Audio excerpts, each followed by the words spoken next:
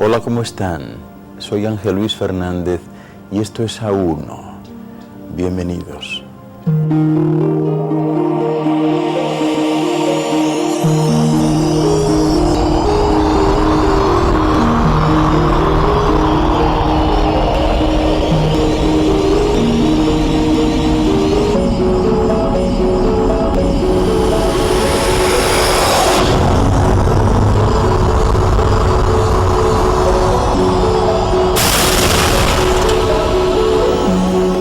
A1 es un programa de investigación y de búsqueda de la verdad perdida, de desvelar misterios y enigmas, de descubrir los secretos y recuerdos del futuro.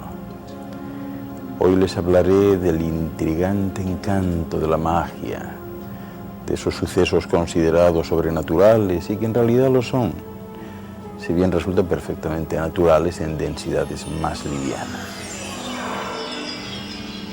Desde tiempos inmemoriales, los hombres han impresionado a las multitudes con efectos increíbles, que parecían entonces sobrenaturales, fruto de ilusiones ópticas provocadas y previamente preparadas por el mago, y que en estos tiempos pues son conocidas con el nombre o los nombres de prestidigitación, ilusionismo o simplemente trucos de magia.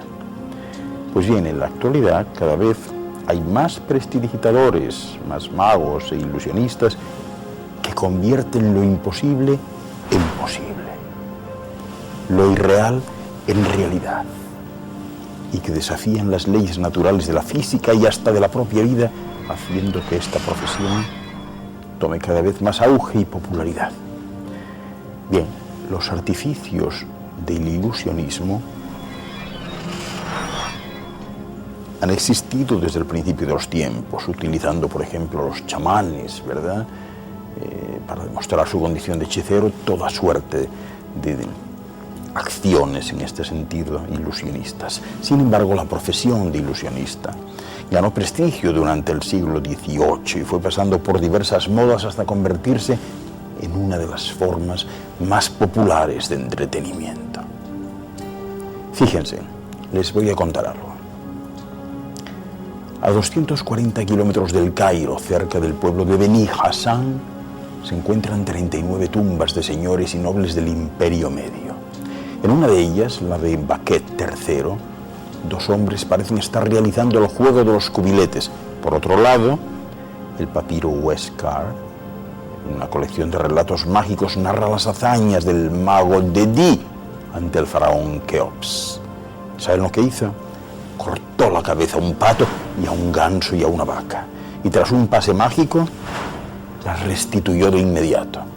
Cuando el emperador le pidió que lo repitiera con un nombre, Dedi rehusó, lo que para el historiador de la magia e ilusionista Edwin Dawes es prueba concluyente de que Dedi no poseía el gimmick. El gimmick es el nombre que se da a estos artilugios usados por los magos, es decir, que no tenía el gimmick necesario para hacer tal proeza. Bien, esta mezcla de asombro y maravilla hizo que los magos pasaran de ser artistas ambulantes a personas con poderes sobrenaturales.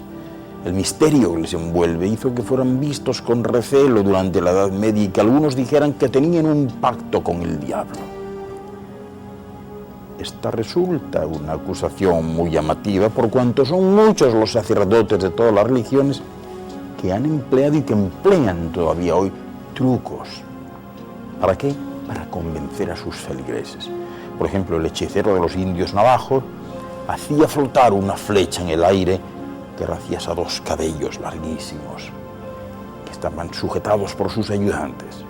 También los sacerdotes egipcios abrían las puertas de sus templos de forma sobrenatural por mediación de ciertos ingenios, movidos a vapor y aire comprimido, tal y como dejó escrito Herón de Alejandría. Pues bien, también los druidas celtas hacían oír la voz del temible Teutates, escondiéndose en el interior de un tronco grueso. San Juan Bosco no es por casualidad el patrón de los ilusionistas. ¿Saben por qué es el patrón de ellos? Este hombre, nacido en 1815, dice en su biografía, y cuentan sus biógrafos, que decuplicaba una docena de huevos, convertía el agua en vino, estrangulaba un pollo, fíjense, lo estrangulaba y lo resucitaba y sacaba monedas de a 100 de la nariz de los espectadores, así como muchas otras cosas. No obstante, para muchas personas la magia no es nada más y nada menos que un cierto nivel de habilidad y reflejos. Y sin embargo, el arte de la ilusión es en un 95% psicología aplicada, cuya técnica básica consiste en desviar la atención del observador de modo que no perciba el movimiento tramposo, lo que dicen los americanos la misdirection. Sin ella y sin la presentación, es decir, sin el ambiente y la atmósfera mágica que rodea, el juego no tiene sentido. Para conseguir el milagro, el ilusionista también utiliza la ciencia y la tecnología de cada época. Fíjese bien, el más claro representante de esto pues fue el gran mago francés del siglo XIX, Jean-Eugène Robert Houdin, que utilizó el electromagnetismo cuando aún no era conocido por el público. ¿Saben lo que hacía? En su show invitaba a un espectador a levantar una pequeña caja de madera, algo que se podía hacer con facilidad. Ahora bien, cuando el mago ordenaba a la caja que se quedara en su sitio, el pobre voluntario no la podía mover, por mucho empeño que pusiera.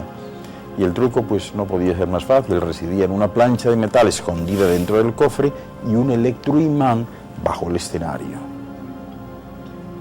De modo que ya pueden entender ustedes que el secreto es una parte esencial de la vida del ilusionista y que es el fundamento de su arte.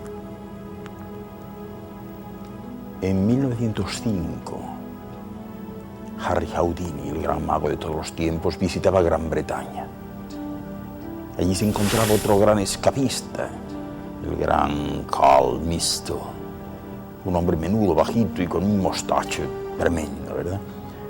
Estaba entusiasmado de encontrarse con su inspirador, pero Houdini, que consideraba al resto de escapistas pues unos auténticos farsantes y charlatanes, no se le ocurrió mejor cosa que hacer un acto en escena pues de verdadera tradición, porque durante una actuación en el Teatro Salford Regent de Manchester desveló los trucos de Misto.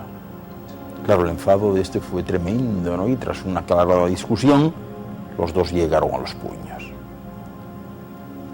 Hoy día, los secretos se protegen a través de la oficina de patentes. Los componentes críticos del famoso vuelo que todos conocen de David Copperfield se hallan en la patente norteamericana número 53534-238, perteneciente a John Gohan, un constructor de aparatos para magos y colaborador habitual del mejor diseñador de ilusiones del mundo, Jim Steinmeyer. ¿Recuerdan ustedes cuando David Copperfield hizo desaparecer la Estatua de la Libertad? Pues bien, eso fue precisamente creación de este hombre. Con todo, pues hay que decir que Harry Houdini, que es el hombre y el nombre que todo el mundo asocia más directamente con la magia, nació en realidad como Erich Weiss. Utilizó el nombre de Houdini como reconocimiento a su antecesor, el francés Houdin, del que les hablé antes. Y ciertamente ha pasado a la historia como el escapista más grande de todos los tiempos, asociado a cadenas, camisas de fuerza y cosas de estas. Fíjense que escapó de las esposas más seguras del mundo, las de Scotland Yard, y de aquel infame vagón del transporte siberiano. Era tremendo, una prisión de metal utilizada para trasladar a los prisioneros al exilio. Pues bien, ante la mirada atónita de la policía secreta, escapó. Y también fue un maestro del marketing, porque supo vender su imagen como ningún otro, y sus publicistas reescribían sus actuaciones llenándolas de tintes dramáticos. Y al final, pues lo que sobrevivía era el mito. Eso ocurrió con el famoso salto del puente de Detroit. La historia, ya saben ustedes, que cuenta cómo Houdini, esposado, saltó desde aquel puente, del puente Belle-Île, al helado río Detroit un día de invierno y se liberó de las esposas, pero al tratar de salir a la superficie no era capaz de encontrar el agujero por el que había entrado, así que, respirando el aire atrapado entre la capa de hielo y el agua, pudo ver la cuerda que sus ayudantes, que ya temían lo peor, habían lanzado desde el exterior. De forma que cuando todos creían que realmente se había ahogado, Houdini aparece ileso. Pero la realidad fue otra, porque lo que verdaderamente sucedió fue que Houdini saltó a un río que no estaba helado, atado a una soga de seguridad de 45 metros de longitud. Este célebre mago y escapista del siglo XIX y tal vez de todos los tiempos, Harry Houdini,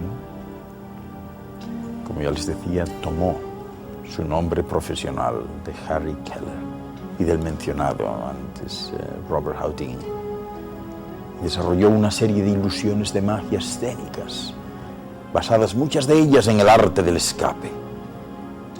A finales del siglo XX, el ilusionismo vuelve a tener auge de la mano de Doug Henning primero y de David Copperfield después, a través de tantos especiales de televisión, espectáculos en Broadway, en Las Vegas y giras mundiales. Todos recordarán a David Blaine, al mismo David Copperfield, a Criss Angel, que es un portento, a Juan Tamariz de España, Jeff McBride, Lance Burton, René Lavant, Cyril Takayama, etcétera, etcétera, y tantos otros. Pero no se me vayan, que voy a seguir contándoles muchos episodios del mundo de la magia que les van a encantar. Enseguida regreso.